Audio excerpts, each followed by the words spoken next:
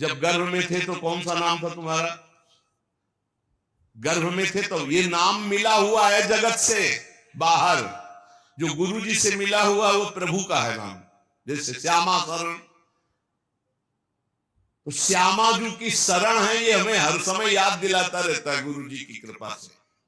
माधव शरण हर समय हमें याद दिलाता रहता है कि हम प्रभु की शरण में हैं। नाम रोशन हो जाए। अरे नाम अपने हृदय में रोशन करो, भगवान का नाम का प्रकाश हृदय में करो, अपने नाम का नहीं। तो कह रहे सर्वप्रथम इस मार्ग में चलने पर ये वासना को पहले ही समर्पित कर दो। हमारा नाम संसारिक मिट गया और गुरु ने रख दिया भागवती। अब हमको हर समय ध्यान देना है। अगर नाम की जय बोली जाती है तो गुरु जी ने दिया है। अगर कोई नाम का कीर्तन करता है, नाम की पूजा कर, गुरु जी ने दिया है।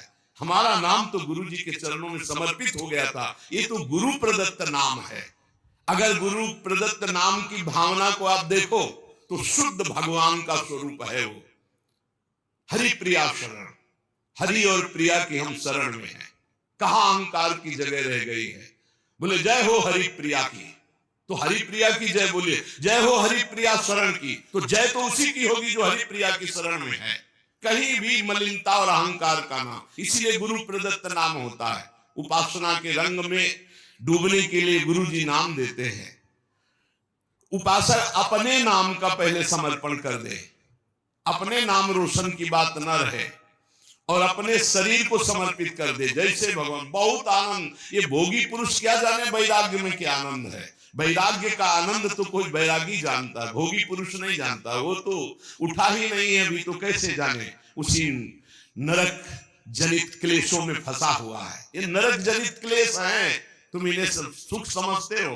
अरे सुख जब मिलेगा तो तुम भी उधर से ऐसे घृणित भाव में आ जाओगे जैसे वमन को कोई दोबारा खाना नहीं चाहेगा। रमा बिलास राम अनुरागी तजत बमन जिम जन बड़भागी। बड़भागी जनों को जो भगवान के भजन में मस्त हुए उनको दिखाई दिया ये सारे भोग वमन के समान, विष के समान विषावत मलवत त्याग कर दिया। बड़े बड़े वैभव भोगों को, क्योंकि स्वाप्निक है, न थे न है न रहेंगे, ये भास रहे हैं बीच में। आगे जो सिर्फ भगवान का स्वयं दास है और किसी का दास नहीं बनता, और जो न किसी को अपना दास बनाता है, वो इस मार्ग में बहुत जल्दी परिपक्व हो जाता है। इसका रहस्य, हम सिर्फ भगवान के दास हैं। किसी व्यक्ति, वस्तु, भोग, विलासिता, पद, प्रतिष्ठा, इन सब के दास नहीं, सिर्फ भगवत दास। इसीलिए गुरु जी ने नाम दिया, अपनी ठसक रखना चाहिए। हम किसी को दास बना नहीं सकते, क्योंकि दास को फिर दास बनाने का अधिकार नहीं रहता। वो खुद दास है। सेवक सुख चाह, मान भिखारी, व्यसनी धन, शुभ गति व्यभिचारी। हम सेवक हैं, सबसे सेवक धर्म कठोरा। हम प्रियालाल के सेवक हैं। तो फिर और जो अनुगामी हैं वो सब श्री जी की सेवा में है, श्री जी की सहचर्या है। हम इनके दास हैं। जो हमारे को प्रेरणा होगी इनको बोलेंगे ऐसे श्री जी की सेवा करो। हमारे दास नहीं, हम तो दास प्रिया प्रीतम के। ना किसी को दास बनाता है, ना किसी का दास बनता है, सिर्फ अपने आराध्य देव की दासता में मगन रहता है। वह बहुत जल्दी सिद्ध भगवत दास हो जाता है। भगवान का दास किसी अन्य को अपना दास मान ही नहीं सकता।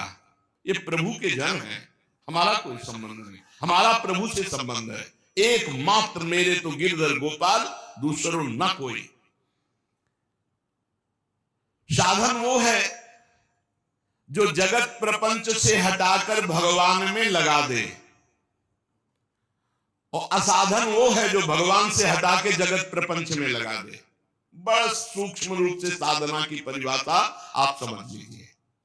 ये करना है, वो करना है, चंदा दीजिए, ये दीजिए, वो प्रपंच, वो प्रपंच, भगवान का भजन छूटा। भजन से बढ़कर कोई धर्म कार्य बड़ा नहीं है। भजन से बढ़कर कोई पवित्र तीर्थ नहीं है। भजन से बढ़कर कोई अनुष्ठान नहीं है। हर समय मधुर मधुर भगवान नाम चल रहा, तुम्हें कोई धर्मानुष्ठान की अलग से जरूरत नहीं। करो तो बढ़िया है, लेकिन जरूरत नहीं है, किसी के सहयोग की मांगने की जरूरत नहीं है। राधा राधा राधा, इसमें हमें किसी सहयोग की, और इससे बढ़कर कोई यज्ञ नहीं, कोई धर्म नहीं, कोई तप नहीं, कोई ज्ञान नहीं, कोई दान नहीं। कई बार सुन चुके। साधना जगत प्रपंच से हटाकर जो भगवान में लगावे, असाधना भगवान से हटा के जो जगत प्रपंच में लगावे। मन में जहां जगत के प्रति थोड़ी भी सत्यत्व बुद्धि है, वहां भगवान का प्रकट होना संभव है भी। मन जहां जगत में सत्यत्व भाव से लगा है, तो असत में सत की भावना कर ली, असत में, तो सत में सत की भावना कहां रह पाएगी।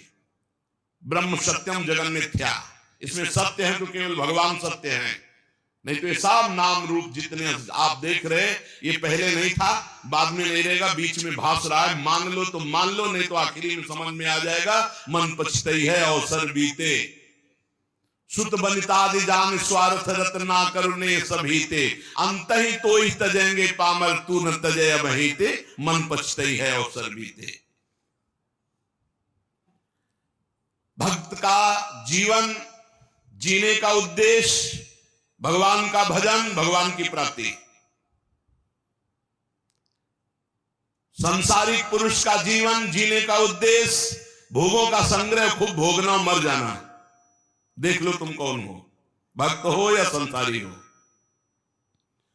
भगवान के समर्पित जीवन होने पर मन, बुद्धि, इंद्रियां, शरीर, त्रिविध भाव, त्रिविध गुण, सारे द्वंद्व सब के सब शांत हो जाते हैं।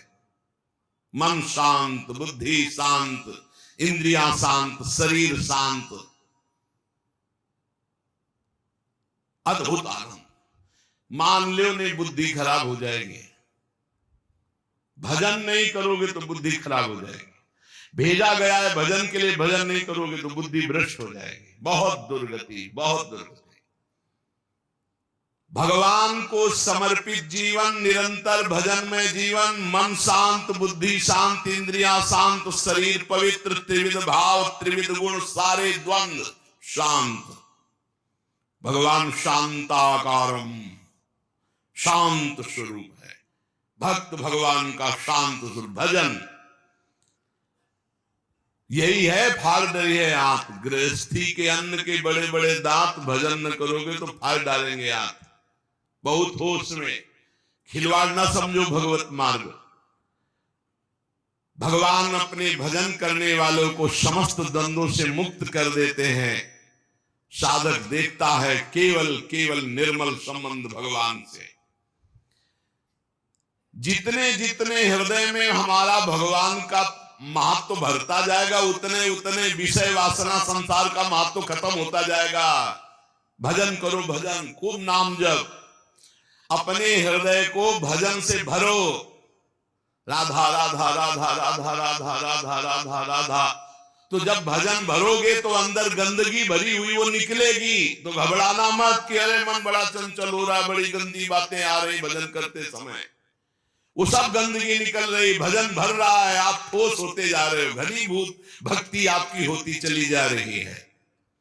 जितने जितने भगवान और भजन हमारे हृदय में भरते जाएंगे, उतना उतना संसार और विषय विकार हटता जाएगा। अतएव निरंतर भगवान को जीवन में ऐसा भरो कि अब दूसरे के लिए जगह न रह जाए।